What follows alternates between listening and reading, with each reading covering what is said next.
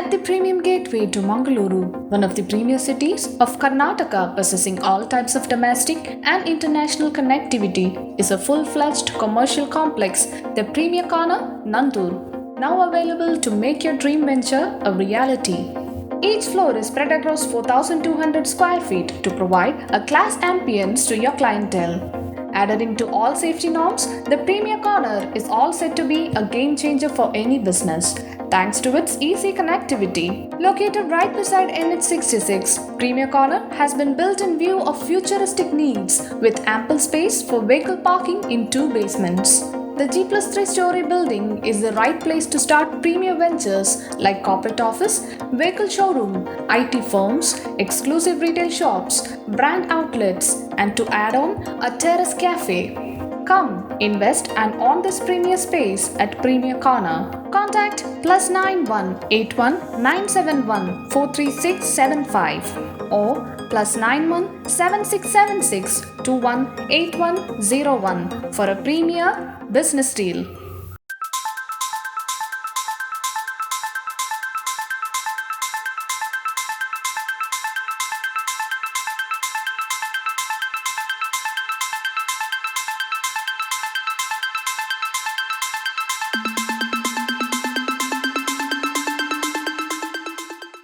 Welcome to a very interesting episode on Thank You Karnataka.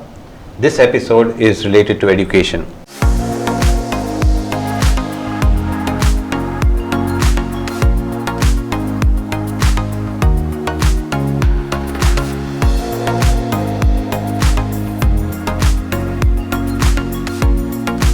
In the studios of News Karnataka, we have Dr. Gracy Fernandes. She was the Vice President of Nirmala Niketan. She's a daughter of the soil. She was born in Mangaluru and then did her studies in Mumbai actually, and then went on to Madagascar and Haiti. A lot of experience in working with children and families. I want to just take you now from social work education and your background into another dimension altogether.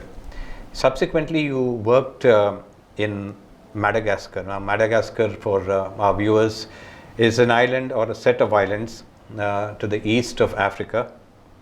Apparently, from what I have read, I have never been to Madagascar, but what I have read, Dr. Gracy has, and she'll tell you more about it.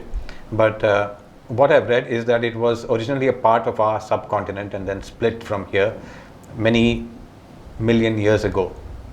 So a lot of Indian, species still exist in Madagascar, and they've developed their own strengths there.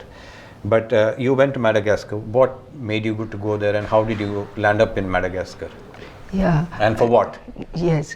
I first went to Madagascar in 2001 when I was asked by Musée Rayor to evaluate the School of Social Work in Madagascar.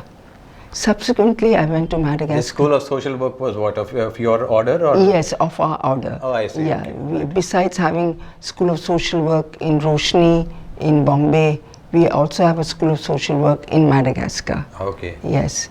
So I first went there in 2001, and subsequently I went there in end of 2005. Now, Madagascar, as Brian pointed out, was part of East Africa and attached to India. When I read the BBC News once, I was very, very struck. There was a kind of a heavy tsunami, and Madagascar got detached from East Africa with India and pushed upwards. Gradually, India pushed upwards north, and that's how the Himalayas were formed. And Madagascar remained in between Africa and Asia. It's called the Red Island because the soil is really very, very fertile, and it is really brown red mud. You just throw a seed and it sprouts up. That's why it's called the Red Island. It is the 4th largest island in the world. So Madagascar has a population of 22 million, and it is an attractive island, especially for anthropologists and researchers and historians, because Madagascar is interesting in the sense that it has got a lot of cultural traditions. And in Madagascar, jokingly they say, because one of the basic and foundational cultural tradition is the worship of ancestors. So in Madagascar, they say the population in Madagascar is not only the living but also the dead. So they have beautiful tombs, huge tombs for every member of the family. When the family member dies, it is not that like in India, we burn the corpse or we bury the corpse. It's not so. They will keep the corpse as many days as possible and invite friends and neighbors. And the corpse is adorned with the best of silk cloth around. And the family that day, whatever cows and buffaloes, they are killed and the food is served to everybody. Songs are sung, praises are sung in honor of the dead person. And then only when everything is finished, the corpse is buried and the tomb is built. And same year, after every 5 years or 7 years, again the tomb is dug. People, family members are invited. The person is lifted up and carried on the shoulders and danced around, sing songs. So this is ancestral worship. So the corpse is embalmed and kept like a pharaoh or something like that? Yes. So it's preserved? Yes, it's preserved, okay, yes, okay. yes. Very interesting. Very interesting. And so there are different tribes different groups in Madagascar, each having their own ancestral worship, their own traditions. As Brian would later ask me to talk about the twins, I'll talk about why the twins were a taboo in the southeast of Madagascar in Mangaluru. Are you planning to settle in the capital of west coast of Karnataka? If so, here is a ready-to-build property adjacent to Mangaluru city amidst lush green, which indeed is the right place to have a happy home. Just 20 minutes at a distance of 10 kilometers from the heart of the city, located at Nirmala, is one of the most prominent developing area of Mangaluru city limits. A peace and serene place, surely be loved by your dear ones. Surrounded by natural trees and valleys, the 13 cents plot of solid terrain is the destination for construction of your everlasting dream home. Various educational institutions, hospitals, malls, historical and religious places at close vicinity will be additional booster for your comfortable and holistic lifestyle. The ready-to-sale plot, located near Manipal University's proposed campus, will assure you good ROI if you are thinking in terms of investment.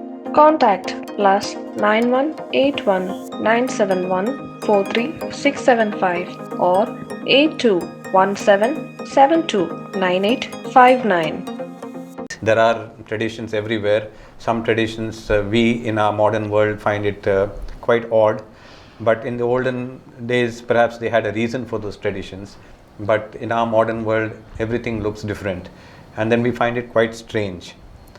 And like in India, which has got diverse traditions and centuries old traditions, in Madagascar too they have traditions, and these traditions are diverse according to the tribes. I was just talking to Dr. Gracy before this interview, and she was mentioning about some traditions regarding twins in the southeast of Madagascar. It's a very interesting subject that I wanted to bring up during the interview. So just tell us what exactly you saw and what really pained you, and what you did about it, about these twins, especially the tradition regarding twins. Yes, in the southeast Madagascar, there is a tribe called the Antambaukas in Mangaluru, and these Antambaukas, they have the ancestral worship. So according to their ancestors, twins are not supposed to be accepted. That is the ancestral dictum that is passed down generation after generation. And another thing in Madagascar, besides the ancestral worship, are traditions, or they call them Fady, F-A-D-Y. It means habits. And these habits are forbidden because they will bring down a curse of gods. That is why you cannot keep the twins, not only because of ancestral dictum and also because of the Fadi, that they are not recommended because they are a bad omen for the family. So once in this tribe, the twins were not accepted. As soon as the twins were born, even though the biological mother would love to keep them, the biological father would love to keep them, but the mother-in-law, the chiefs and the heads of the community would say no, and therefore they had no choice.